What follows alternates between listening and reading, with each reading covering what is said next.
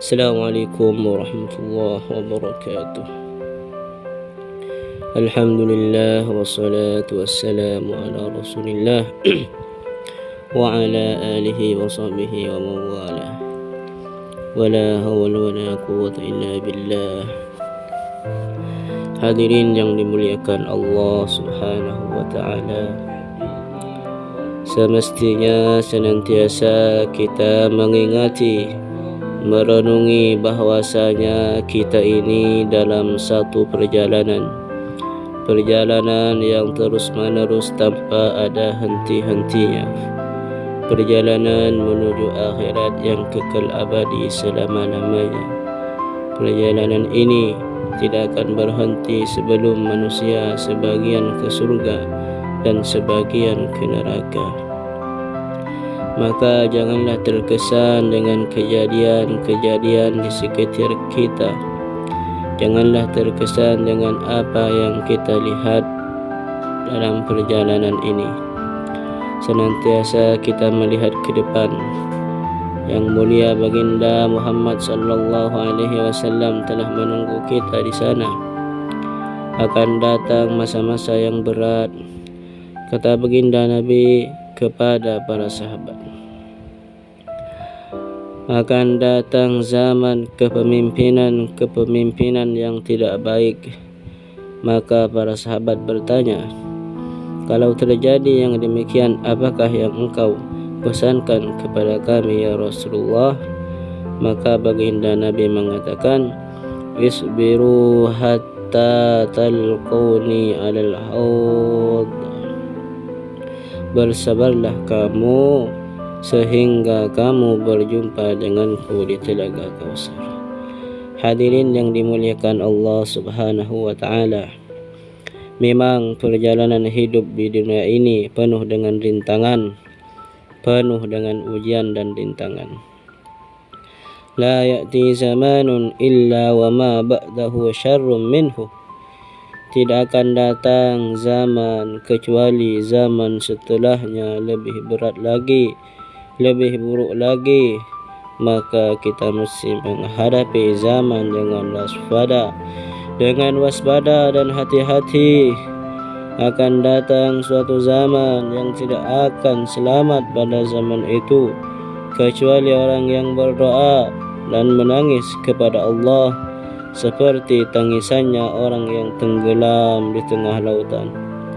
Tambah hari zaman tambah berat, tetapi bila kita mengingati bahwasanya baginda Nabi menunggu kita di telaga Kausar, maka ujian-ujian zaman itu akan menjadi mudah bagi orang-orang yang beriman. Hadirin yang dimuliakan Allah, Allah telah mengutus 1024.000 nabi dan 313 rasul. Semua membawa pesan yang sama, ajarannya sama, bahwasanya tidak ada keberuntungan yang lebih besar melebihi orang-orang yang menggunakan umurnya, nafas-nafasnya, kehidupannya untuk taat kepada Allah. Dan tidak ada kerugian yang lebih besar melebihi yang musibah yang lebih besar, malapetaka yang lebih besar melebihi bila ada waktu dalam kehidupan ini untuk maksiat kepada Allah. Allah telah mengutus para nabi dan para rasul, semua berpesan dengan pesan yang sama, bahwa setelah dunia ini adalah akhirat. Janganlah kamu terkesan dengan keadaan dunia ini. Kita ini dalam suatu perjalanan. Rombongan pertama, yaitu rombongan para nabi dan para rasul, telah sampai ke tujuan, yaitu di surga Allah Subhanahu wa ta'ala, menghadap Allah, dapat ridha Allah. Rombongan kedua, para sahabat, pengikut Nabi juga telah sampai ke tempat yang dituju. Sekarang kita ini rombongan yang ketiga. Kita mau pergi ke mana? Apakah kita sampai yang mereka sampai di tempat itu? Apakah kita bisa berjumpa dengan mereka? Apakah kita bisa berkumpul dengan mereka?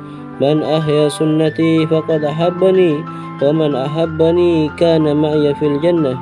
Sabda baginda Nabi Muhammad sallallahu alaihi wasallam, barang siapa menghidupkan sunnah-sunnahku berarti mencintai aku. Barang siapa mencintai aku akan masuk surga bersamaku. Hadirin yang dimuliakan Allah Subhanahu wa taala. Karena merenungi perkara inilah orang-orang iman tidak lagi terkesan dengan keadaan-keadaan semua ini. Merenungi keabadian surga dan merenungi keabadian neraka, maka perkara dunia menjadi kecil di depan orang-orang yang beriman. Semoga Allah memberikan kepahaman kepada kita, memberikan taufik kepada kita untuk bisa mengikuti jejak pimpinan kita, junjungan kita yang mulia baginda Muhammad sallallahu alaihi wasallam, para sahabatnya, para aulia dan orang-orang soleh. Demikian yang bisa saya sampaikan, sedikit saja yang penting bermanfaat. Billahi taufiq wal hidayah. Wassalamualaikum warahmatullahi wabarakatuh.